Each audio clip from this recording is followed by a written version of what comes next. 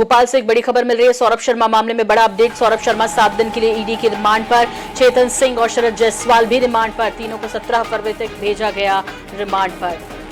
तो 17 फरवरी तक ये रिमांड पर हैं और इस बीच ये बड़ा अपडेट मिल रहा है। चेतन सिंह और शरद जायसवाल भी रिमांड पर हैं सौरभ के साथ साथ। ऐसे में तीनों को 17 फरवरी तक भेजा गया है रिमांड पर। ये बड़ी खबर भोपाल से आ रही है। तो ईडी की रिमांड पर सौरभ शर्मा 7 दिन के लिए, चेतन सिंह और शरद जायसवाल भी रिमांड पर हैं ईडी की। ये तीनों 17 फरवरी तक ईडी की रिमांड पर रहेंगे।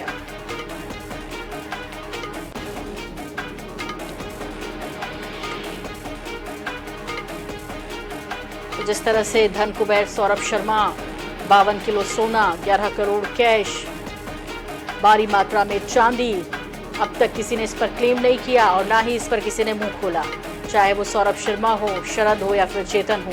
ऐसे में अब ईडी ने अपनी रिमांड पर लिया है और क्या इनका मालिक कौन, ये किसका है, क्या ये पता चल पाएगा। और साथ ही साथ क्या ये पता चल पाएगा कि सौरभ शर्मा के पीछे वो कौन कौन लोग हैं जो अब तक पर्दे के पीछे हैं, किन किन का हाथ। क्योंकि लगातार विपक्ष सवाल उठाता रहा कि इतना बड़ा धन कुबेर बनना इतने कम समय में ये अकेले संभव नहीं। हालांकि सौरभ शर्मा इस बात से हमेशा मुकरता रहा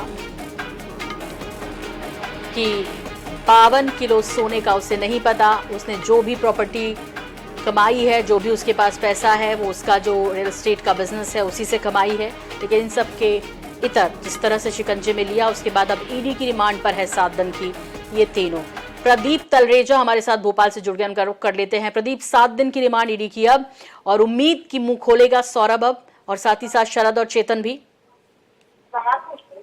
देखिए सर, निश्चित तौर पर ये ईडी की जो बड़ी आपने देखा था कि आरटीओ के पूर्व आरक्षक सौरभ शर्मा और उनके 2 साथी चेतन सिंह गौड़ और शरद जायसवाल, ये 3 लोग थे जिनके यहाँ से तकरीबन करोड़ों के जो मामले में जिनके यहाँ से तकरीबन करोड़ों के जो मामले में जो रकम थी वो मिली थी। साथ साथ बात करें चाहे 52 किलो सोने की बात हो या 11 करोड़ रुपए कैश जो एक गाड़ी में मिला था मैंडोरी के अंदर, उसको लेकर देखिए तमाम जांच एजेंसियां लगातार जांच कर रही हैं और एक के बाद एक बड़े खुलासे होने की उम्मीद जो है वो लगातार की जा रही थी।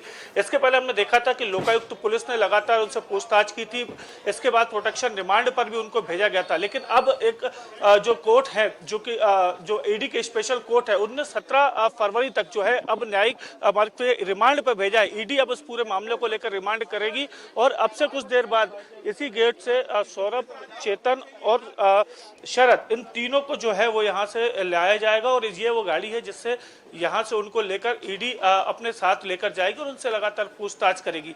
देखिए सबसे अगर बड़ी बात को देखा जाए तो हमने पूरे घटनाक्रम में देखा था कि कैसे एक 52 किलो सोना की गाड़ी एक मिलती है, इसके बाद उसी गाड़ी में से करोड़ों का कैश मिलता है।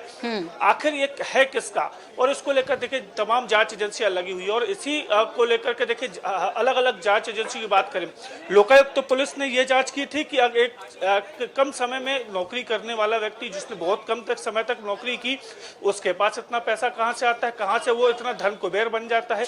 इन सभी तमाम बातों को लेकर लिखी कहीं ना कहीं ये पूरी जांच का बिंदु थे वो चले थे।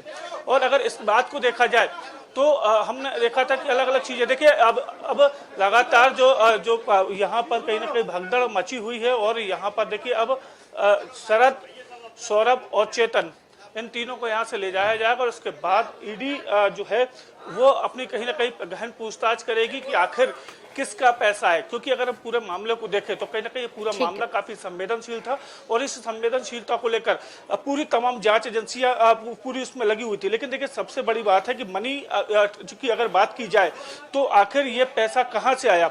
और ये देखिए सबसे बड़ी बात देखिए, अब ये तस्वीरें हम आपको दिखाएंगे। सबसे पहले आईएनएच में हम ये तस्वीरें दिखाने की कोशिश कर रहे हैं कि किस प्रकार से तमाम वो तीनों आरोपी, यानी ये देखिए सबसे पहले सौरभ शर्मा ये वो व्यक्ति है जिसके यहाँ से पूरा पैसा निकला। दूसरी तरफ से जो तमाम जो लोग हैं वो कहीं ना कहीं कोशिश कर, ये देखिए ये उनके साथ चेतन सिंह गौड़, ये दूसरे वो शख्स थे जिसको लोकायुक्त पुलिस ने गिरफ्तार किया था। अब इसके बाद तीसरा और अहम जो व्यक्ति था शरद जायसवाल जो है वो अब लगातार जांच एजेंसियों के घेरे में है। और इस प्रकार के देखिए ये तमाम वो लोग हैं जिनको लेकर यहाँ से जो जांच की टीम है यहाँ से निकलेगी। अब ईडी की जो टीम है वो देखिए अब पूछताछ करेगी। ये तस्वीरें हैं कहीं ना कहीं ये पूरी तस्वीर है जो आप देख रहे थे किस प्रकार से यहाँ पर भारी सुरक्षा के बीच में अब सौरभ, चेतन और ये तमाम वो जो लोग हैं उनको लेकर यहाँ से लेकर जाया जा रहा है। और कोशिश अब ये की जाएगी कि जब ये तमाम जो पैसा है या जो तमाम जो चीजें हैं वो आखिर किसकी हैं, ये कहीं ना कहीं अब जांचने की कोशिश जो है बीडी की टीम करेगी। और देखिए ये कहीं ना कहीं अब जो पूरा इस मामले को लेकर बात करें तो आखिर ये पैसा किसका है, ये गोट अगर बात करें तो ये तमाम लोग रहेंगे जो अब जो ये पैसा किसका है और ये पैसा आखिर कहां से आया, जो ये पैसा किसका है और ये पैसा आखिर कहां से आया, किसका किसका इसमें हिस्सा था।